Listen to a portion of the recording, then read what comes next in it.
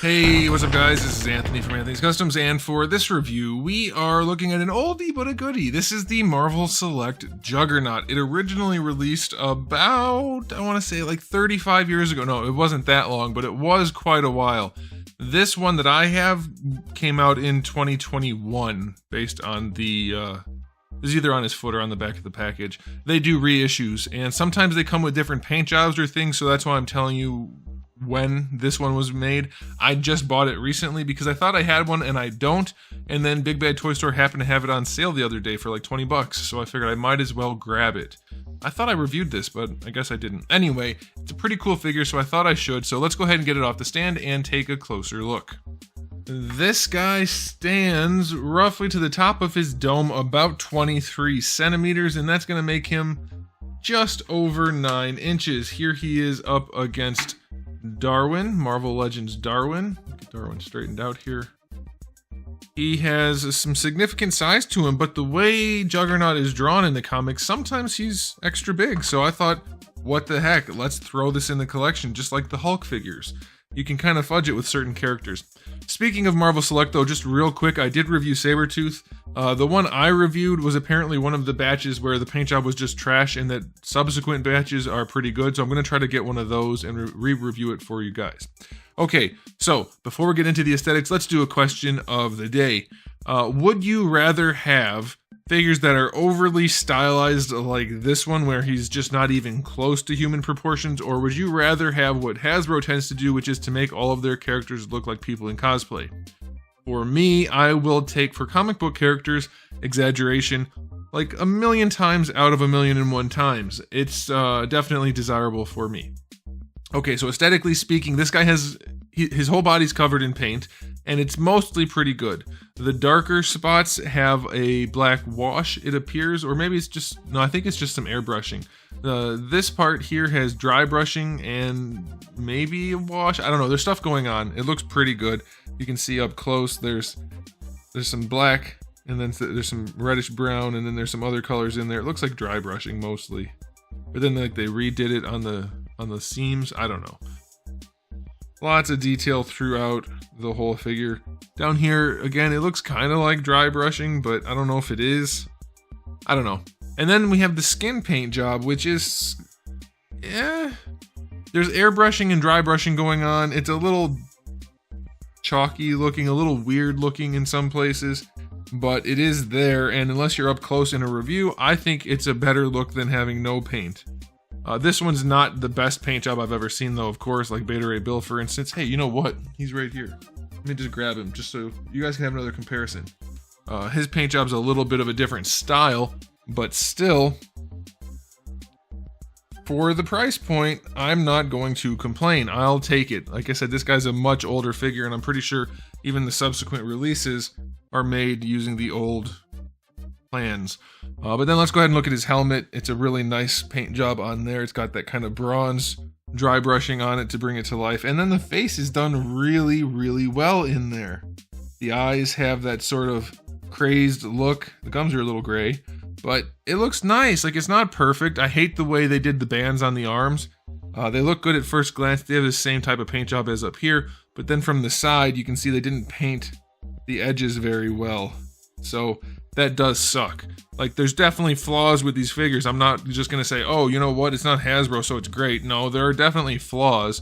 But again, for the price point, you're still getting so much more than you are with certain other companies. So I like it. Like I said, it's very stylized. He's very squatty here. His feet are humongous, gigantic feet.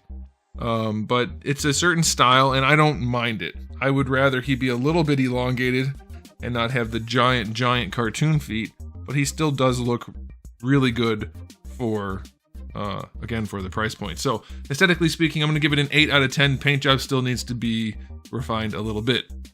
As far as accessories go, there are none. 0 out of 10. Now the articulation on this guy, which is definitely not its strong suit. Like I said, these are not perfect figures. You're just getting a different thing for your money, so you have to decide what you want. The head does rotate and lean. Technically, the leaning is basically nothing.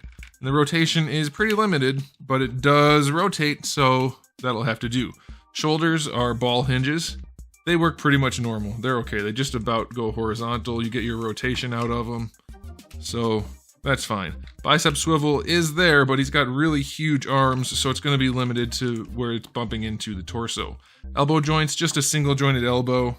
You're not going to get a ton of range out of them, but it'll help with posing.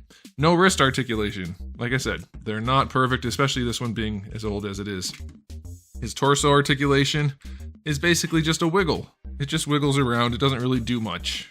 So again, could be a lot better. No waist articulation. The hips, basically straight on vertical ball hinges, which is horrible. You never want that. And it's not great here, and they're very, very, very loose. But you can move them out to the side a little bit. If you rotate them, you can bring the leg forward just a little bit. Like, it's pretty trash articulation. I'm basically never going to touch this guy once he goes on a shelf. Just put him in kind of a menacing pose and that's it, sort of deal. It's a trade-off, no doubt. And this is back when they really didn't do that much articulation. Beta Ray Bill puts this guy to shame. Single jointed knee gives you a little bit less than 90. That's okay, I guess. And then the ankles, which are really just insane to me. There's no shin swivel, and the ankle has the pin going front to back. So you can kind of give him an ankle rocker, sort of. But even then, it doesn't really work that well. So it's like, what were they thinking? So there's no hinge. It's just a wiggly, loose joint. There's no hinge front to back at all.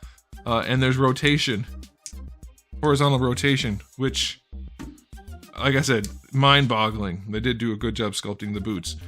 So the articulation is horrible garbage on this guy, no doubt. This is a very old release, and they used to not really do articulation, so it's understandable, but it's still trash.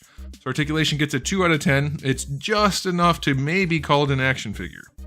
But it does look nice. It has everything is sculpted with detail, and there is paint everywhere. It's not perfect paint, but it's there. So for me, it's an easy trade-off for $20 that I just paid. Hands down worth getting. I don't know if you guys can still get it. It might have been a one-day sale.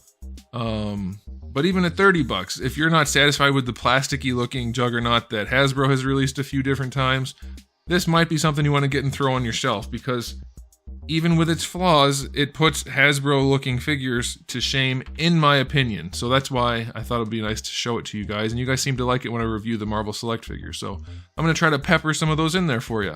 So I'm going to give this guy a final verdict of 7 out of 10. I'm not going to lie, the articulation is trash, but it is an old figure, so it's reasonable. I'm not being unfair. It's still trash. And the paint job is sloppy and could be a lot better.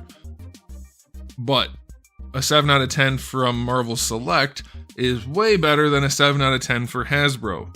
People don't realize, I guess, I don't know why, I made it clear lots of times, but whatever. The rating scales are relatively relative. I don't like the rating scale system at all. You guys wanted it, so I do it, but I do it within their own lines as much as I can. A 7 out of 10 for Tamashii Nations is not the same thing as a 7 out of 10 from Hasbro. Same thing for this. It's being compared against things like Beta Ray Bill or whatever else, other good figures. So that hopefully gives you a little bit of insight, but it's still a figure that I would definitely recommend for a decent price, which it is. So there it is. Thanks for watching, guys. If you enjoyed the video, please do give it a thumbs up. If you didn't, give it a thumbs down. And if you haven't subscribed, you should. I have new videos almost every single day and thousands already on the channel. So make sure you come back for all of that. And in the meantime, keep collecting.